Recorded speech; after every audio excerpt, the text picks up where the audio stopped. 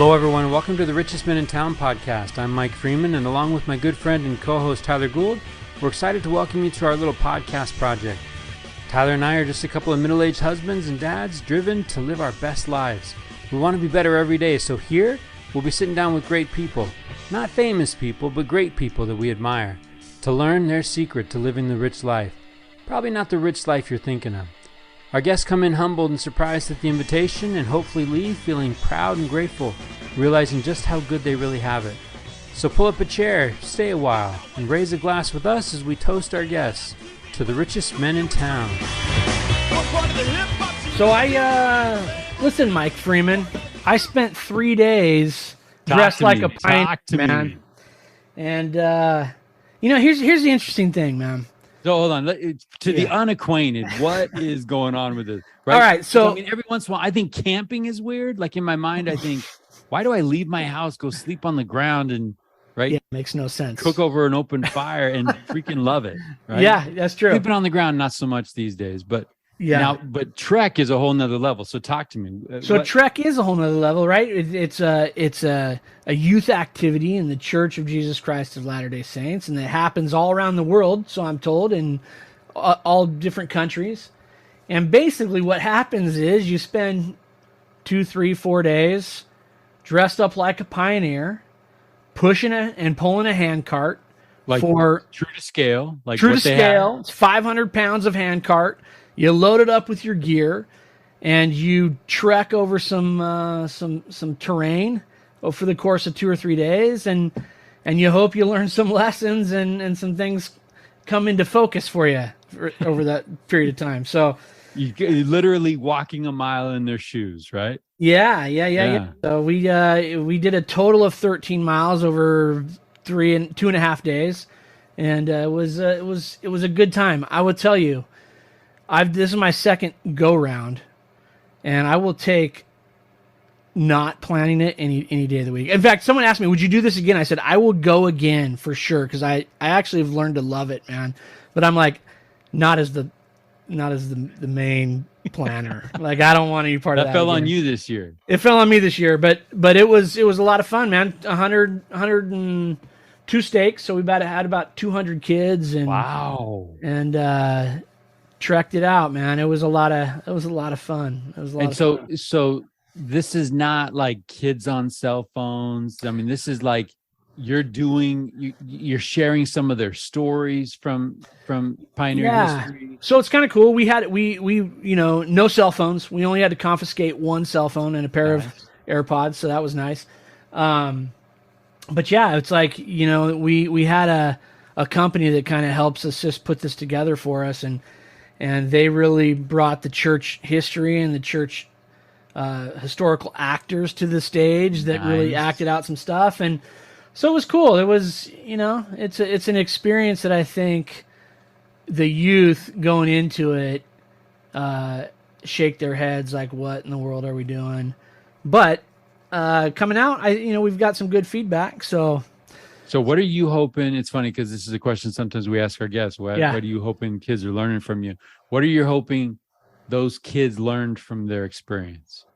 Honestly, we kind of had this discussion early on when we were planning the trek, right? Like, set what you want to, what your desired result is from this, right? And you have these conversations. You're like, oh, greater appreciation for those that have gone before, or you get whatever those are. And our core thought was to allow all of us to be able to rely on the Savior in a greater way.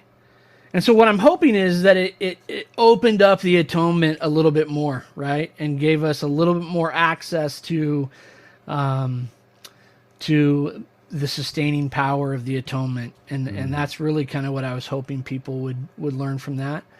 Because here's the interesting thing, right? Over the course of 2.5 days, 3 days, you had lots of stories told, and some of them are pretty sad, right? So-and-so walked the trail for 1,300 miles. Her feet froze. They had to cut her legs off below the knee, and she crawled to Salt Lake City. It's a good, sad story. But the question I had that I posed to some of the leaders there was, what what are we hoping is the result of that story? Is it that people feel sad? Is that it evokes emotion? Or what? Or how do we tie that into our own lives, right? Because we could have sat home and just Googled sad pioneer stories and just read those, right? But the reality is how does that tie back to us? And I'm hoping that some of the young people in particular learned why that's meaningful in their life, So it was good. I certainly would do it again. Yeah, you had me at the verb rely, right? Rely on the atonement of Jesus Christ, and you think, how did that woman do that? And you look at their sacrifices, and hopefully, in the lives of young kids, and I love too the idea, man, if it changed leaders' lives, it did something for the kids. That was always kind of the threshold, right? Hey, if me as a leader participating in this felt change happening in me, good things are happening in these kids' lives. Yeah. But it's like, what does my sacrifice look like? Yeah. If you can get, like, I'm living in 2022, I got a microcomputer in my pocket. What am I sacrificing? Yeah. That would be equivalent to that good sister, right? And honestly, that's probably a good exercise, right? To take inventory of the things that we are sacrificing. Because I think that, or maybe it's not the things we are sacrificing, maybe it's the things we're willing to sacrifice. Because the ask is different. It's totally different. Right? You look at the Old Testament, the ask is different. You look at ancient times, you look at the times of Jesus Christ, you look at the times of pioneer history. The ask is different, but the game is always faith. Yeah. Right? The game is always sacrifice. The game is always obedience. Yeah. It's just, okay, what does that look like, and how can I exercise those same muscles? Because, I kind of geek out about this, but the idea is that those people aren't gone. Yeah. Right? And so those people are mindful of our time and our challenges, and we're thinking in 2022, oh my goodness, there's no way I could have done this. Yeah. Looking at their stories. They're probably looking at us in awe. Yeah. Right? Yeah. Oh my goodness, there's no way. Yeah. I would have given up all my comforts and hauled around this dang handcart. Right? Yeah. Someone made the comment that I'm sure those that actually did this journey are looking down going, why are these guys recreating this? But you do. I'm thinking that you probably gave some time for kids to share how they were feeling at the end, right, or along the way. Yeah, we've got another meeting upcoming that we'll have a fireside, and we'll kind of break it down. Show some pictures and we'll watch. We have a video being produced, so we'll watch that, and then have a little slideshow, and then let some kids share their feelings. So. I think it's overall, those things are good. You've done it. So yeah, here's the deal. I've done it twice, and Ma has said she's out. Well, she does not have a third tour. I'm like, okay, can we go and maybe you die on the trail, and I'll just be like a single paw the rest of the way, right? Yeah. Like, no. I mean, we're willing to help out in other aspects. Yeah, but I think we want to give it to some young folks to do some of the Ma and Pa stuff. Man. Yeah, and you know what? I was telling Ricky, I'm like, man, if I could, like the leadership that made the sacrifices to be there and participate, man, that's a big deal. And they were awesome. So it's fun to be around good people that are doing good things, and you feel like, man, I need to be like those guys. So yeah, I love that. And sometimes it's fun to have something like that in your rearview mirror, right? Oh yeah, absolutely. So I got a text today. You get a little bit of life back. Yeah, someone sent me a text. Said my son loved it, and they're talking about it, and blah blah blah. And I just texted back. I said it was great. I'm glad it's over. There's a reason why it's on a 3-year cycle, right? Oh yeah. Ours is coming up. Like, we're actually having the logistics talk now. Oh man. Like, we're now picking our Ma's and Pa's, and people are avoiding our phone calls, and yeah, you need to all of that. Hit up Riley Farm, man, and have those guys do it for you right. But good stuff. That's good. Well, congratulations, man. Yeah, and then you had the opportunity to kind of connect with one of Grace's companions recently, right? Just the other day. Man. Yeah, okay, so we're getting close, right? Grace comes on August 3rd. Right around the corner. Which is unreal. Yeah. That's unreal. And everywhere we look, man, everywhere we look, there's connections. We had an opportunity to have one of Grace's companions come and visit, come and spend some time in our house. And it's remarkable. I'm listening to this girl. She served with Grace. She now lives in Grace's town, which is kind of cool. Grace will come home and have a friend from the mission here in Redding. Yeah. But when they come home, they speak in church. Yeah. They give a little report on what the mission was like, and that was just super sweet to hear. And she had some kind things to say about her time spent with Sister Freeman, which was great. And as I'm listening to that, my phone pings. I get a message. I get a message from a missionary who served here, and she's now back at home, and she has a friend who served with Grace. And starts talking about how I was hanging out with Sister so-and-so, and they were talking about how much they loved their time with Sister Freeman. And it's just like, man, can Sister Freeman just get home, right? And Dude's going to be before you know it, man. Just hug the girl. Yeah. Yeah. And here's the other test, right? I am heading to, I haven't had a chance to talk to you in a little bit. My bags are packed for Harvard, brother. Yeah, you did mention that, but yeah. So Kelly and I are heading back to Cambridge, Massachusetts, Boston. I'm gonna do some professional work there, and we're like 3 hours away, right? Yeah. And we're holding strong, and we're not driving to Philly. And we're not seeing our daughter that we haven't seen in 17 months. There's some sacrifice, and and then we'll get home. And I think Kelly's excited to go just because it'll make time go fast. Yeah. And by the time we get back, we'll have a week or a little bit. But yeah, Grace, I just want to testify to you that I don't know how, right? But we are known. Yeah. That we are known and loved by a Heavenly Father, and He's mindful of His children, and He gives His children what they need. Yeah. Sometimes when we don't even ask for it, right? Yeah. I've shared this before with you. Back in March, she starts perseverating on a comment that her first mission president made right when she landed in Philadelphia. How confident are you in your American Sign Language classes that you took? And she thought that was a weird thing to say right when he met me. Right? Yeah. Well, fast forward 13 months, 14 months, she starts thinking about it. And she's like, Dad, what do I do? I'm thinking about this sign language stuff. And I was like, go with that, right? Go with that. Use your study time to work on language and learn how to teach the gospel in American Sign Language. And love it. And then all of a sudden a referral comes to the mission. There's a girl named Erica. There's a girl named Erica. She's hearing impaired, and we need a missionary who can speak sign. And Grace raises her hand, and Sister Boswell, shout out to her companion. Sister Boswell doesn't know sign, has been learning right with Grace this whole time. They've been saying their companionship prayers in American Sign Language. Grace Freeman reaches out to our friend Brian Grow, who served New York ASL speaking.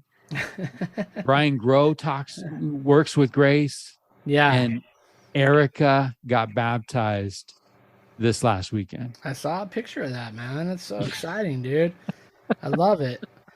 Yeah, it's pretty crazy, man. That's crazy, right? It is crazy. I mean, so much good stuff, and I'm excited for you guys, for Grace, and to be home and reunited with the family, man. Yeah, and we in our time since we've been able to hang out, I caught up with Abby. With Abby hanging out in Provo. We were able to do some bowling on our way to Stadium of Fire. She made it to Stadium of Fire too. She did. She sent me a text message to say, "Dad, can you buy me a ticket to Stadium of Fire?" So, my wife and every female in the audience gained a strong testimony of how handsome Tim McGraw is. Because Tim McGraw comes out, no shirt and one of those vests, and he's got some parachuted in. No, he didn't parachute in, but some other folks did. Okay. But he's been working the arms a little bit, Tyler Gould. He's got some triceps, and the ladies The ladies kind of dig that stuff. I They don't know. were okay. Well, then I guess I got to do some work, and- Yeah, and the lights come on and the firework, and he starts singing "How Bad Do You Want It?" and people are like, real bad. "Real bad." And I'm like, "I'm over here. I'm over here. Hey, I'm over here."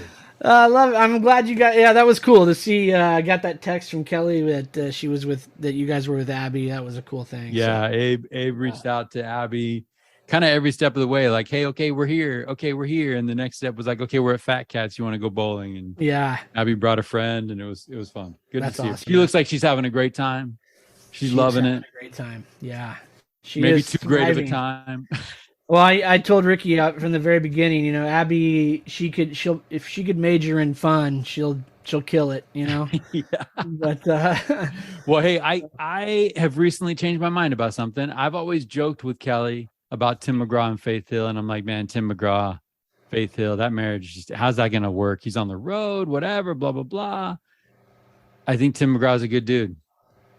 I kind Tim of get McGraw that vibe. Yeah. Yeah, and he sings this song, "Always Be Humble and Kind." I've never heard it. I honestly, I'll be honest with you. I haven't heard a lot of Tim McGraw music, man. Okay. We've converted you to Garth. You got to check out some Tim McGraw. So he sings this song, "Humble and Kind," Okay. and then he stops. He turns all of his stage lights out to the crowd, to the audience, and he's like, "Hey, you beautiful. I just got to see you, right? I want to look at you." And so he's looking at you, and the crowd's kind of feeling it. And then he just starts as like a chorister in church, starts leading people through the song with no music. Okay. So you got 50,000 people singing "Always Be Humble and Kind," and it's like, I love it. man, that's a fun world. That would be a fun world, right? That would be a fun We world. get everybody on board with being humble and kind. Yeah. Like a whole lot of problems go away. And so I walked away thinking, I walked away with two thoughts. Tim McGraw might be a good dude. Second thought, what a country. What am I doing for her? Yeah. What am I doing for this country that you and I both love this country.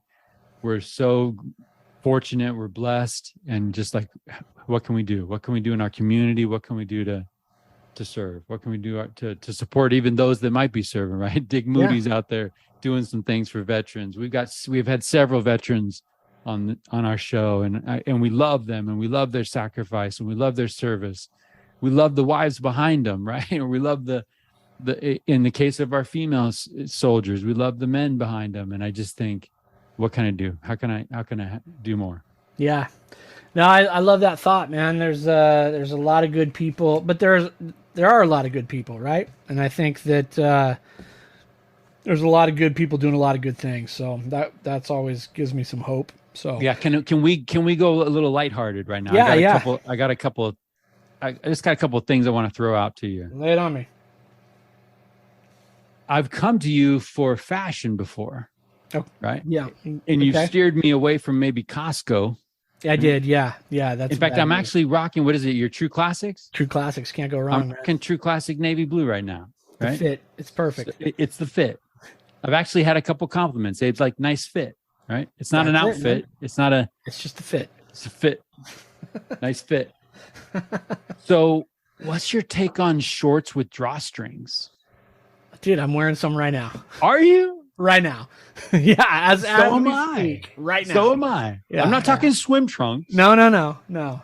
Shorts with drawstrings. I'm rocking some. Yeah. I mean, look, this episode could be brought to you by Link Soul, which is makes some very comfortable shorts. They got some drawstrings on them. I'm a big fan. Okay. Okay. Well, what's your take on Ross? I know. I see the face. Our listeners don't. Our listeners don't. Okay. But I'm telling you, I'm dropping $30-$40 on some shorts at Macy's. Yeah. With drawstrings. Yes. Pretty much doing the Costco rule, buying all colors because it's working. Right. Right. When you come out of a dressing room and Kelly's looking at you like, "This is it. Check, please." Right. You go buy all the colors. Yeah, that's true. That's true. It's a smart man right there. Yeah, but here's the thing, and then Abe wants to go to Ross.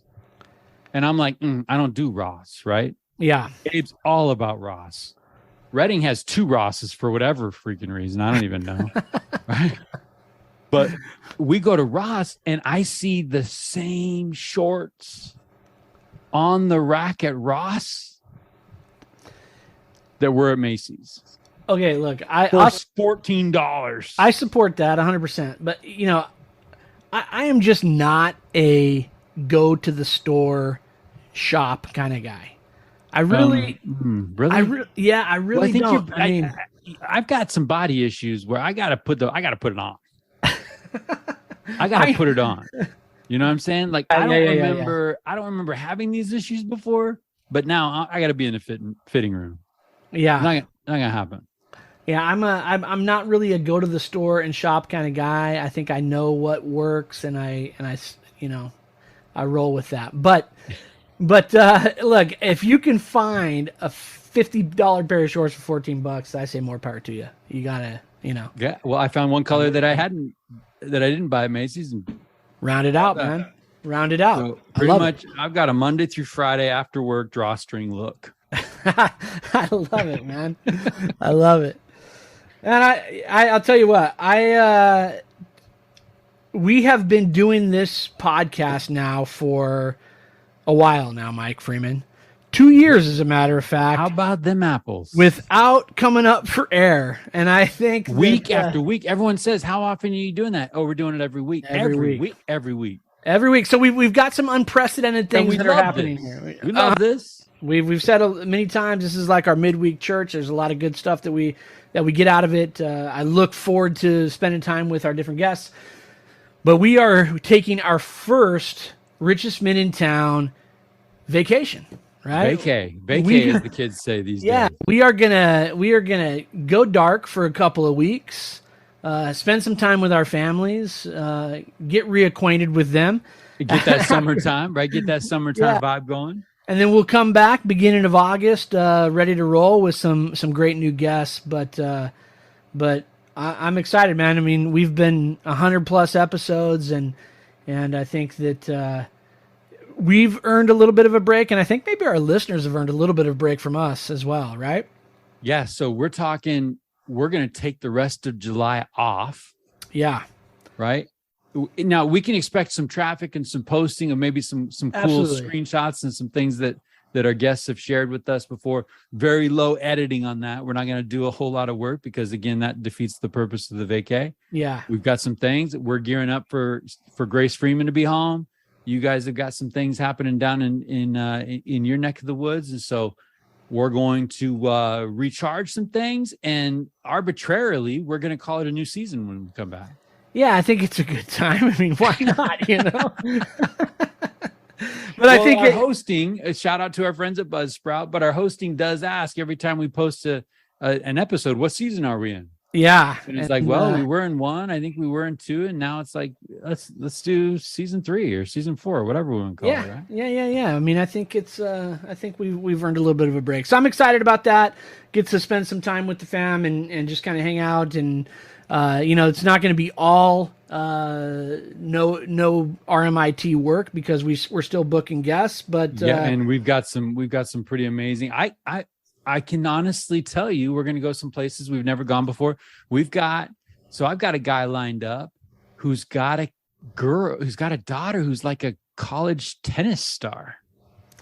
Right. So that'll be kind of fun to, like, how do you develop the talents of your kids and help them live balanced lives? And, how do you take getting it handed to you by your kid? Yeah. Right. You play him in a friendly game of tennis, So looking forward to some pretty great. We do have some additional references.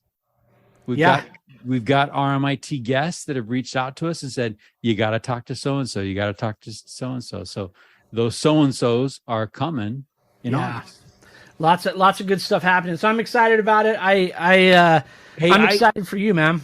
Yeah. I need to tell you, we've got our walk to Wendover on our calendar in April. Mm-hmm. I need you to put on your calendar in July. We got to do that Edgewood Lake Tahoe golf tournament, man. Yeah. I watch it on TV every year, and I'm thinking, this is a freaking party. Yeah. Why aren't celebrities? playing golf. Why aren't we there? Why aren't we there? How far away are you from Tahoe? I'm far, but nothing that a few vehicles could handle. So, all right. Well, I've actually gone into my calendar and put down and I even looked at the accommodations, and the accommodations won't let me book this far ahead. But in a month or so, I'm going to book some accommodations, and we're going to go to that thing. I'm loving it. Count me in, man. And Abe did some summer league in Vegas. NBA nice, summer man. league. Love it. That's another thing we got to maybe hit. Yeah. So there's some good things on the horizon, man. Look, you've got your daughter coming home in a couple weeks. Good things are happening. I'm looking forward to August coming back, but in the meantime, I'm gonna lay on the beach and take in some sun. Hey, can I get on a serious note on the way out? If people are struggling, we're sitting on a powder keg of about 113 episodes. And I honestly believe if anybody, while we're gone and they're missing us, if you want to just randomly hit play on any of those, our friends will get you through some hard times. Amen to that. I agree with you 100%. So, yeah. I mean, I had a conversation with somebody last night, and I actually walked away. I don't know if you've ever had one of these moments, but you walk away like, what do I know? Yeah. What do I know about hard times? What do I know about struggles? Yeah. You know, and I don't think you or I are making light of what people are carrying as far as loads. Absolutely. Right? Yeah. As far as burdens. But man, our friends along the way have taught us a few things. And I think from their stories, it's like you got 115 disc changer in your trunk, and you can just hit random and pull it up. And lessons will be, unless you land on Mike and Tyler, then it's like crapshoot. Right. Yeah. Then you may want to just skip, but for the most part, you're safe. Yeah. Well, hey man, I appreciate you. I'm grateful for you and your family. I'm excited for you guys, and you've been there, man. You know what's coming. Yeah, I've been there, and it's going to be a wild ride. Yeah, it's a sweet time. So yeah. Well, bring on August. Let's go, man. All right. Hey, enjoy your vacay, man. Hey, all right, you too, sunscreen, man. You're Danish. What's that? Sunscreen, man. You gotta protect that. You gotta protect that fair skin. Amen. SPF 75. Here we come. All right, man. Yeah. Bye.